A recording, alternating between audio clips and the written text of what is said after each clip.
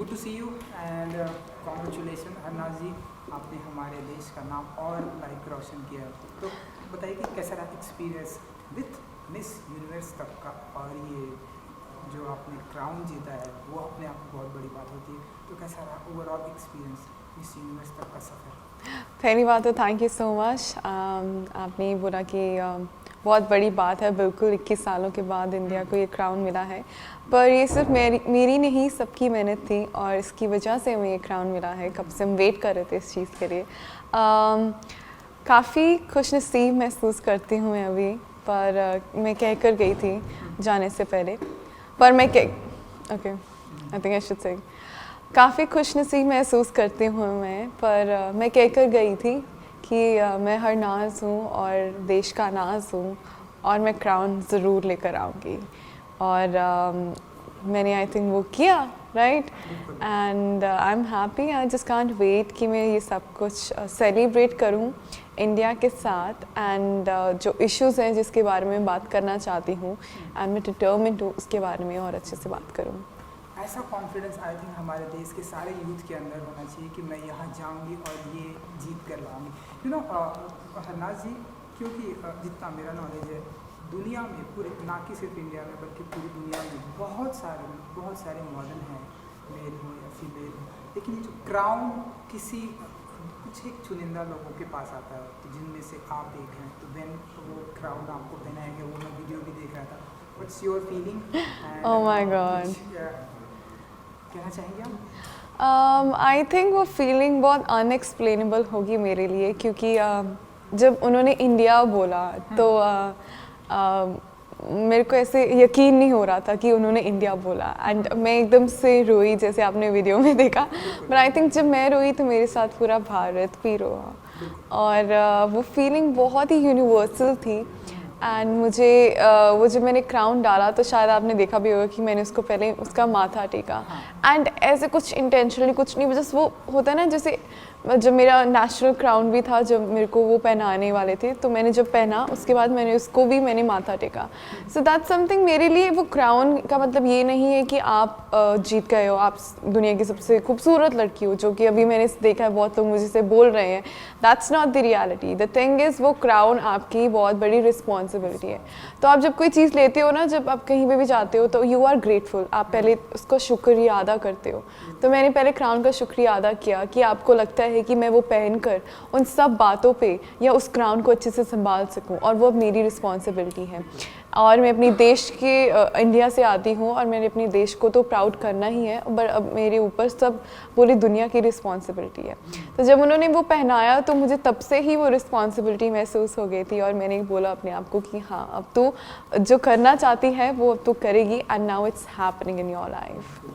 हरनाज जी, मैं आपसे जानना चाहूँगा कि ये बचपन से आप ऐसे पार्टिसिपेट करना चाहते थे, या बचपन से आप ऐसे मिस यूनिवर्स, मिस इंडिया, इन सब प्लेटफॉर्म को ज्वाइन करना चाहते थे, या कब आपके दिमाग में आया कि मुझे ये ज्वाइन करना चाहिए, या कैसे? हाँ जी, अब वैसे मैंने बचपन से कभी नहीं ऐसा सोचा था कि मैं मिस यूनिवर्स के लिए जाना चाहती हूँ, क्योंकि छोटे होते मुझे पता भी नहीं था मिस यूनिवर्स क्या होता है।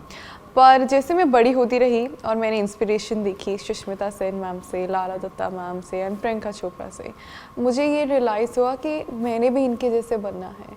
यू नो, कि जिस वे में इन्होंने मुझे इंस्पायर किया है, मैं भी किसी लड़की को ऐसे इंस्पायर करना चाहती हूँ, किसी को भी, कि अपने आप पर हमेशा यकीन रखो और सब कुछ आपको मिलेगा अगर आपके नतीजे, आपकी जो नीयत है वो साफ़ है। तो ऐसे ही मैं मतलब मुझे अच्छा लगा जब मैंने रियलाइज़ किया, मेरे को ये पता चला कि मैं एक्टिंग भी कर सकती हूँ, मुझे एक्टिंग करना बहुत पसंद है, एंड मैंने ये भी देखा कि I can become a model also. So ऐसे ही धीरे धीरे मैंने अपने आप को एक्सप्लोर किया कि हाँ, मुझे ये करना अच्छा लगता है। जब आपको एक बार आपके अंदर वो जज्बा आ जाता है ना कि मैं ये करके दिखाऊंगी अपने लिए, तो फिर आपको दुनिया में कोई नहीं रोक सकता। सो वो एकदम से आया when I was 17 years of the as.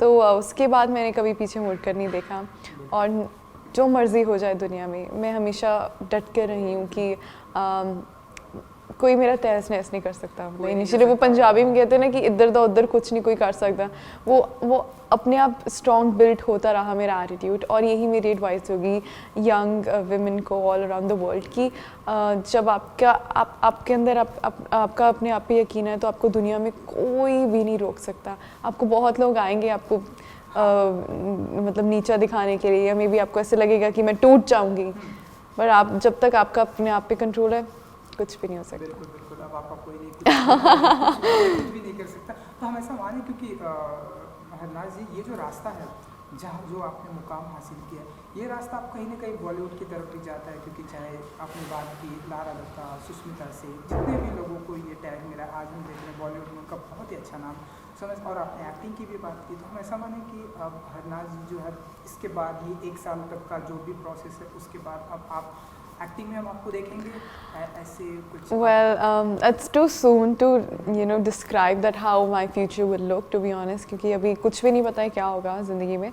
But being an actor, I am looking forward, जो भी होगा, let's hope for the best, to be honest. But acting हमेशा मेरा passion रहा है, और मैं एक्टिंग के थ्रू लोगों को इंस्पायर करना चाहती हूँ, क्योंकि आज की दुनिया में सब एक्टिंग से बहुत इंटिमिडेटेड फील करते हैं, बहुत उनको ऐसा लगता है कि काश हम भी उस कैरेक्टर में होते, काश हम भी उस मूवी में होते। तो पता है हमें कैसे सबको इन्फ्लुएंस करना है, और अगर है वो कला तो आप उसको यूज़ करो सही ढंग में, एंड ये प्लेटफॉर्म से अपने दिल की भी सुनो और लोगों को इंस्पायर भी करो। So let's hope for the best. बिल्कुल बिल्कुल। सो आपका favourite actor? Shahrukh Khan. And female? Deepika Padukone. I think best Om Shanti Om duo मुझे काफ़ी अच्छा लगता है। Not only acting, it's not only about on screen वो कैसे हैं, बट ऑफ स्क्रीन भी वो कैसे हैं। मेरे लिए हमेशा आर्टिस्ट, मैं हमेशा जब आर्टिस्ट को देखती हूँ एज एन ऑडियंस और एज एन एक्टर, तो मैं उनको उस ढंग से देखती हूँ कि ऑन स्क्रीन ही नहीं, ऑफ स्क्रीन भी वो कैसे हैं। तो उनका दोनों का जो एटीट्यूड है वो काफ़ी डाउन टू अर्थ रहा है, और जिस ढंग से उन्होंने अपने आप को क्रिएट किया है, अपना ऑरा, एंड हर चैलेंज को उन्होंने फेस किया है, आई थिंक वो हम सबको सीखना चाहिए। Sanjay Leela Bhansali, I love his work, I love the quality, जो वो मूवीज़ करते हैं वो मुझे बहुत ही, मतलब वो आई लव इट। वो होता है ना एक आर्ट को वो बहुत अच्छे में दिखाते हैं, एंड हर चीज़ की डिटेल्स देखते हैं। तो उनको ज़रूर बहुत टाइम लगता है मूवी बनाने का, बट वो वर्थ इट होती है। And every movie that I watched his movie, every movie, it's just the best till now, so no doubt he's my favorite. And favorite politician? Oh God, I think that is no favorite in that, to be honest. I'm sorry to say that, क्योंकि सबके opinions different होते हैं, and I think especially I would like to encourage the youth कि वो भी part लें इस चीज़ में, क्योंकि आप अपनी दुनिया का आप अपनी देश का भविष्य हो, तो आपको पता होना चाहिए आपके देश में क्या हो रहा है। तो आप बनो अपने यूथ आइकॉन, आप अपने आप बनो स्पीकर, क्योंकि हर इंसान बहुत अच्छा स्पीकर है, बस उसको ढूंढना है किसकी एबिलिटीज़ क्या है। हाल फिलहाल में कोई फिल्म आपने ऐसी देखी जो आपको बहुत ही इंस्पायर हो, क्योंकि आपको एक्टिंग पसंद है इसलिए, जो आपको बहुत ही इंस्पायर? आई थिंक जो मेरी फेवरेट मूवी अभी तक की रही वो मैरी कॉम है। द वे उन्होंने, क्योंकि मैं हमेशा विमेन एम्पावरमेंट पे बात करती हूँ, सिर्फ बात ही नहीं, I have seen that closely, और मुझे पता है कि मैंने क्या ब्रेक करना है वो स्टेरियोटाइप। तो वो मैरी कॉम मुझे बहुत इंस्पायरिंग लगती है। दंगल भी है, बट वो होता है ना कि जैसे हर मूवी अपने आप में अच्छी है, दंगल अपने आप में मुझे बहुत अच्छी लगती है, और मैरी कॉम अपने आप में। तो जब भी वो गाना है ना, दिल ज़िद्दी है, आई थिंक वो हर इंसान में वो उसका दिल है वो ज़िद्दी, बस उसको ढूंढना है कि वो किस चीज़ के लिए ज़िद्दी है, और जब वो ज़िद पकड़ लेता है तो वही बात, कुछ नहीं, उसका कोई नहीं कुछ उखाड़ सकता। बिल्कुल, एंड जब वो ज़िद पकड़ लेता है तो हमारे सामने हरनाज प्रेजेंट होती हैं। सो क्योंकि आप चंडीगढ़ पंजाब से आती हैं हरनाज जी, इसलिए मैं आपसे जानना चाहूँगा कि आपको आपके स्टेट के लिए अगर कुछ करने का मौका मिला, लाइक चंडीगढ़ के लिए अगर आप जहाँ से आप आती हैं कुछ करने का मौका मिला, कुछ ऐसे बदलाव लाने का मौका मिला, तो वो क्या कुछ होगा जो आप चाहती हैं कि आपके गांव में, आपके होम टाउन में? Well definitely talking about the women empowerment, सिर्फ मेरी कम्युनिटी में ही नहीं, पूरी दुनिया में, क्योंकि I think right to education, right to work is important. उसके साथ साथ right to choose your own partners बहुत ज़रूरी है, और ये हमें उनको समझाना है इसका मतलब क्या है, क्योंकि सबको पता है कि हमारी लेजिस्लेशन पावर कंट्री की सबसे स्ट्रॉन्ग है, we have the lengthiest constitution, but हमें एग्जीक्यूट करने के लिए इंडिविजुअल्स को समझाना पड़ेगा। उसके बारे में मैं ज़रूर बात करूँगी, but let's be practical. Climate change के बारे में भी मैं बात करना चाहूँगी क्योंकि आई थिंक वो बहुत ही ऑब्वियस है, उसको ये नहीं मैं कहूँगी कि ये एडवोकेसी है मेरी, क्योंकि वो हर इंसान की एडवोकेसी होनी चाहिए ऐसे। तो Chandigarh is a very clean and beautiful city, तो वहाँ से मैं सिखवाना चाहती हूँ सबको, जैसे Chandigarh is very organise, Chandigarh is very clean, तो बाकी सिटीज़ में, बाकी कंट्रीज़ में, maybe a lot of countries like Israel में हम गए थे, तो Israel is doing a lot of great things towards climate change और हमें उस कंट्री से सीखना चाहिए। बट अगर मैं इंडिया के बीच में रहकर बताऊँ कि चंडीगढ़ से हमें क्या सीखना चाहिए, रादर देन मैं ये कहूँ कि चंडीगढ़ में क्या बदलाव आना चाहिए, तो आई थिंक वो क्लीन ब्यूटीफुल सिटी कैसी है उस पर हमें सीखना चाहिए। फूडी हैं आप? लव, पूरा रज के खाना खाना पसंद है। ओह वाह, फेवरेट फूड ऐसे जो I think now everybody knows that, but let me tell you one more dish which I love. Makhi di roti sarson da saag is surely my favorite, and rajma chawal. So I think वो सबके favorite है। हमारा भी favourite है। Wow. क्योंकि हरना जी अभी आप तो आपकी लाइफ की जर्नी स्टार्ट हुई है, अभी हम ऐसे बहुत सारे आपके स्टेप बाय स्टेप ऐसे दुनिया देखेंगे। सो ऐसे मुंबई इंडिया एंड इंडिया के बाहर पूरे ऑल ओवर वर्ल्ड अब आप ट्रैवल करने वाली हैं, तो अगर आप कुछ बता सकें कि आपको ऐसी कौन सी जगह पर जानी है जो आपकी फेवरेट है, जहाँ पर आप जाना चाहते हो? जाना चाहते हैं? इसराइल मेरी एक ड्रीम डेस्टिनेशन थी, जहाँ पर आपने क्राउन जीता बिल्कुल इन द होली लैंड, तो थैंक गॉड मेरा वो फुलफिल हो गया।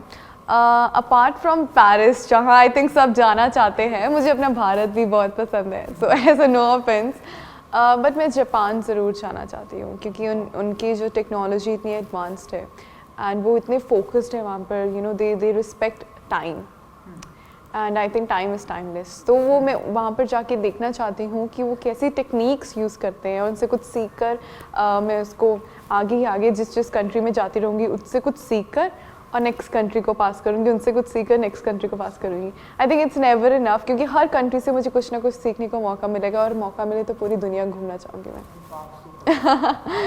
यू नो नाजी, क्योंकि आपने बताया कि एक्टिंग में हम आपको देखेंगे, आई विश कि जब ये आपका सारा प्रोजेक्ट खत्म होने के बाद हम आपको एक्टिंग में देखेंगे। इसके अलावा और किन किन चीज़ों का शौक रखती है, लाइक सिंगिंग का? बिल्कुल, मुझे सिंगिंग का बहुत शौक है। मैं अपने आप को एज अ प्रोफेशनल सिंगर नहीं बुलाती हूँ, शौक से ही मैं सिंगिंग करती हूँ।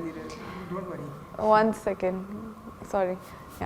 मैं अपने आप को एज अ प्रोफेशनल सिंगर तो नहीं बुलाती हूँ, बट मुझे सिंगिंग करने का बहुत शौक है, मुझे कपलेट्स शायरी लिखने का बहुत शौक है। मिमिक्री मुझे लगता था एक मेरा हिडन टैलेंट है, बट आई थिंक वो सबको पता चल गया। अपार्ट फ्रॉम दैट मुझे गार्डनिंग का भी बहुत शौक है, क्योंकि मेरे दादाजी फार्मर थे और मेरे मॉम को गार्डनिंग का, सो वो होता है ना कैसे आपको वहीं से आता है, तो मुझे नेचर के साथ भी रहना बहुत पसंद है। तो ये ऐसी छोटी छोटी चीज़ें हैं जो हरनाज को डिफाइन करती हैं। सुपर। किसी एक की मिमिक्री, किसी जो आप ज़रूर, आप चाहते हो कि मैं किसी फेमस पर्सनालिटी की मिमिक्री करूं, तो आपको फिर वेट करना पड़ेगा जब तक मैं किसी की बायोपिक करूंगी। चलिए मैं अपने हमारे मिस यूनिवर्स पे आता हूँ कि जब ये आपकी जर्नी स्टार्ट हुई तो क्योंकि आपको ऐसा लगा कि ऐसे कुछ नर्वस हुई आप, या कुछ भी ऐसी फीलिंग आई कि यार ये बहुत ही टफ है, या आपको ऐसा आ गया कि हाँ ये मैं जीतने वाली हूँ? कब आपको ऐसा? Right, I think nervous is a very very natural feeling, कुछ गलत नहीं है अगर आप नर्वस फील करते हो, पर उसको ओवर पावर कैसे करना है वो बहुत ज़रूरी है, क्योंकि आखिर में इंसान वो ही सक्सेसफुल है जो अपने इमोशंस को कंट्रोल कर सके। एंड ज़रूर मैं थी नर्वस जैसे हर लड़की थी, पर एट द एंड मैंने अपनी विजन को देखा और मैंने अपने आप को बार बार स्टेज पे चढ़ने से पहले ये सवाल पूछा कि मैं क्यों आई हूँ और ये मौका मुझे बार बार नहीं मिलेगा। तो that 1 minute of my life can decide कि मेरी लाइफ में क्या होगा आगे, और जो होगा अच्छे के लिए होगा, और अपने आप पे यकीन रखो तो ही आपको सब कुछ मिल सकता है। तो मैंने जब स्टेज में थी, I was being my self, मैं किसी और की तरह नहीं दिख रही थी, मैं भूल गई थी मेरे आसपास कितनी सुंदर लड़कियां हैं, कितनी टैलेंटेड लड़कियां, कितने लोग बैठे हैं, मैं बस अपने आप पे ध्यान दे रही थी। आई थिंक तभी आप जीत सकते हो अपने आप से। Thank you so much. हमसे बात करने के लिए thank you so much. Thank you.